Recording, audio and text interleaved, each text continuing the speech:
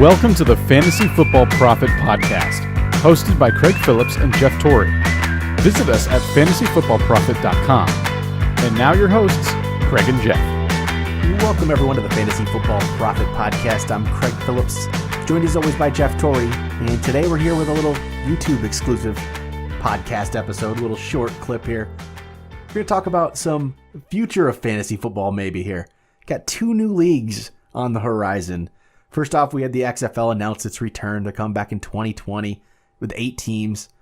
So, Charlie Ebersol, Dick Ebersol's son, who created the XFL with Vince McMahon back in the day, decided to make his own, the AAF, the Alliance of American Football, which is going to start in 2019, right after the Super Bowl. So, that sounds really far off, but it's actually not. It's right after this year's Super Bowl.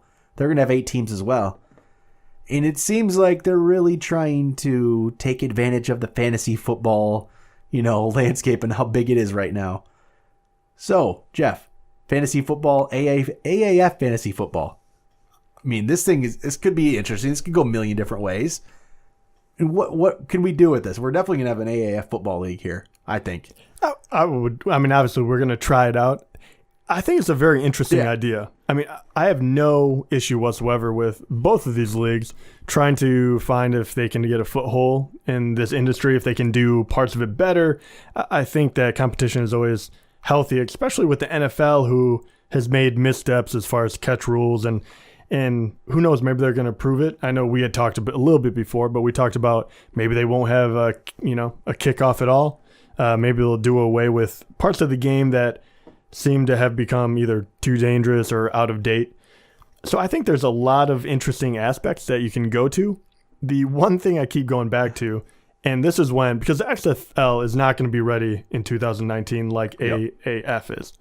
But if the AAF only has 8 teams, how would you structure a fantasy team or a fantasy league in order to get that done? You can't have more than an 8-team league then. It's an 8-team league because you have to have a quarterback basically. Right. So teams could screw over other teams and just have a backup quarterback on their bench all season.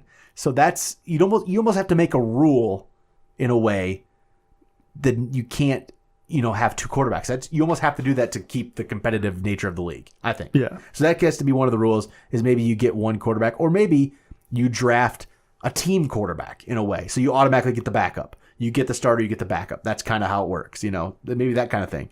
A different rule like that, which thinking about that might be how you have to do it with 8 teams. You draft the quarterback and you automatically maybe get the backup.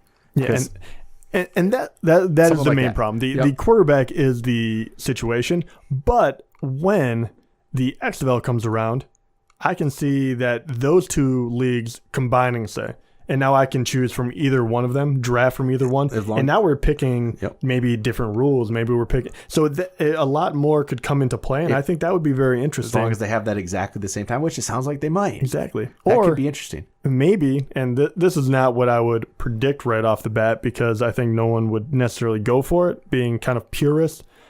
But if the AAF is kind of fun to watch, I could see maybe people or certain leagues decide, hey, we're just going to fold any pro league into one fantasy draft. You can choose any guy you want. That could be interesting. This all. Right. So that'd be 8 more teams you could choose from, and then you could change the quarterback rules up. But think about that too. Right. So people worry about depth. You can only really go 12 teams deep. And if you don't, you're talking about major sleepers and a whole headache, and part of that is fun. So if you added that, you could probably push it to 16 teams all of a sudden. So now you could have these incredibly deep, extensive leagues, and that could be another aspect that would be very interesting to play in. Yeah, there's all kinds of possibilities with this. But for next year, for sure, AAF, you got to have some quarterback rules. You might go it's going to be, I think you just eliminate the kickers and defenses in this kind of league in a way.